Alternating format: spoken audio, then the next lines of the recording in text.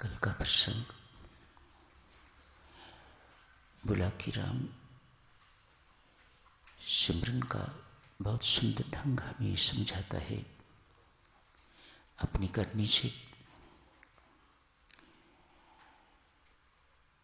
किसी पेड़ के नीचे बैठा हुआ आंख बंद किए हुए ध्यानस्थ है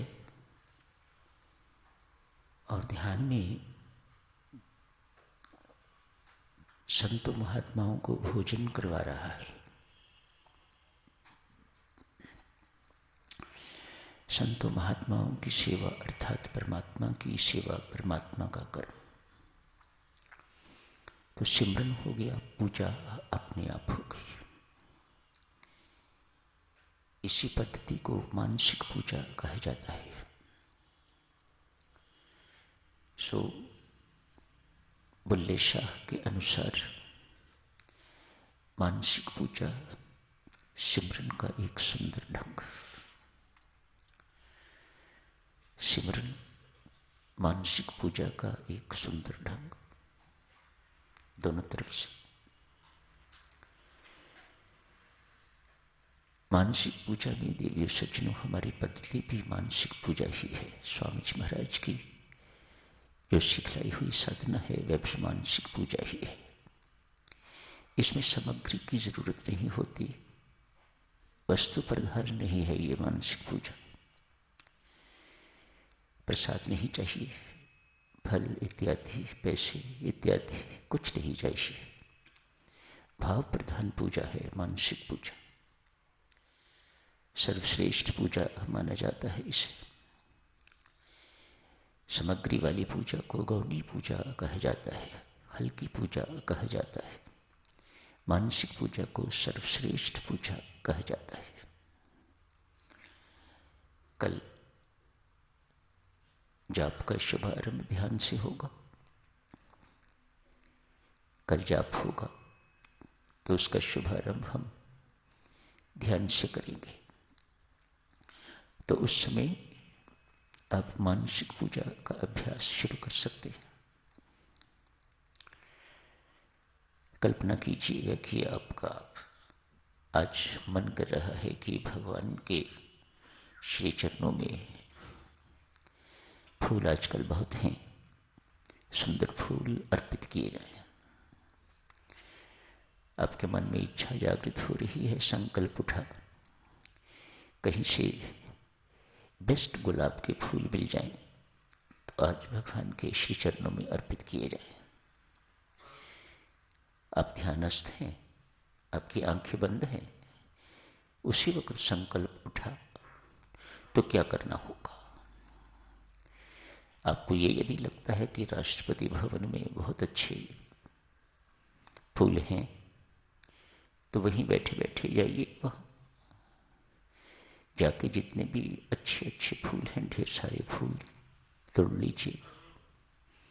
घर से एक टोकरी ले जाइएगा, सब काल्पनिक।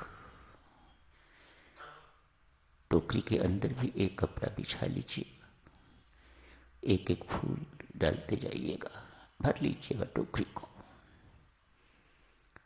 लाके भगवान के श्री चरणों में रख दीजिएगा। लीजिए प्रभु, स्वीकार कीजिए।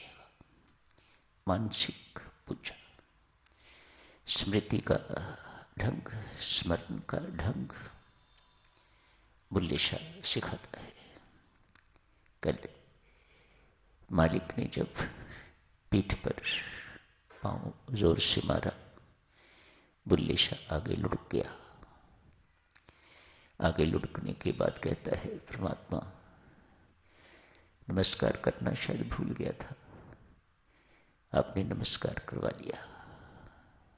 मेरा प्रणाम आपको स्वीकार करना था, वो आपने कर लिया। भक्त की भावनाएं कितनी सुंदर हुआ करती हैं। मालिक की ओर देख के कहता है, मालिक आप ही बताओ, मैं तो आपके टुकड़ों पर पलता हूं। जो आपको अपने आप को साधक चलो छोटा माने,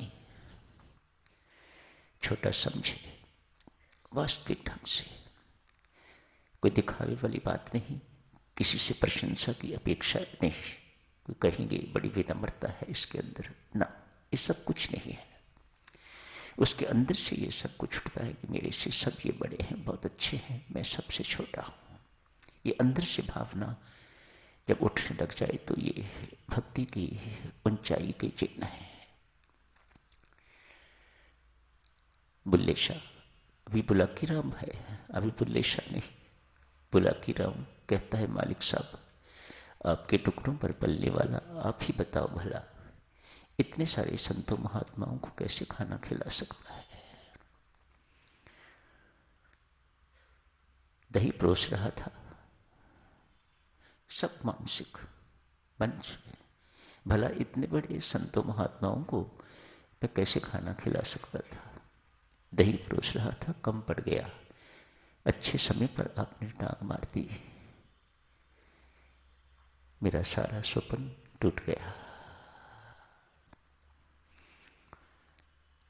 कहते हैं साधु, ये मालिक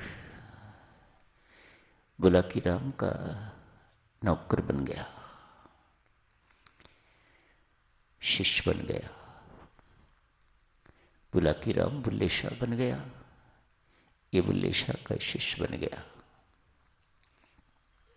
सारी जिंदगी भर बुल्ले शाह के पांव दबाता रहा। बुल्ले शाह बार बार कहते, भाई मेरे पांव में कोई दर्द नहीं, कोई तकलीफ नहीं, क्यों मेरे पांव दबाते हो। कहता, ये पांव एक दफा तिरस्कार करने के लिए तेरे ऊपर उठा था, उसी का पश्चाताप कर रहा हूं, उसी का प्रायश्चित कर रहा हूं। मुझे मत रोकिए, अन्यथा ये पाप सदा मेरे सिर पर रहेगा कि मैंने एक गुरु को टांग मारी थी, एक भक्त को अपना पांव मारा था। मानसिक पूजा देवी सज्जनों बहुत उच्च पूजा है। यदि आप अभ्यास करते हो इसका तो बहुत सुंदर, नहीं तो कल से शुरू करना,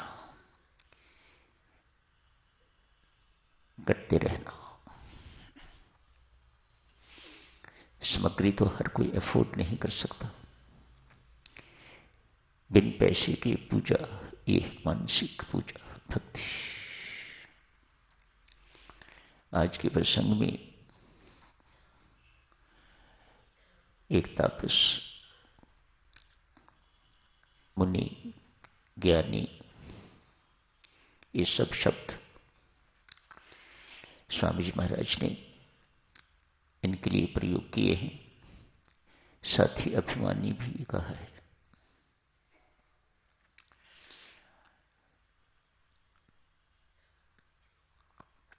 कैसे व्यक्ति अभिमानी भक्ति मार्ग का अनुयायी तो नहीं हो सकता। ज्ञानी कहा है, तपस्वी कहा है, मुनि कहा है, भक्त नहीं कहा। भक्त में ये देवियों, ये अपेक्षित है कि उसके अंदर किसी प्रकार का अभिमान नहीं होना चाहिए। भक्ति तो इसी को ही कुचलती है, नष्ट कर देती है, अभिमान को।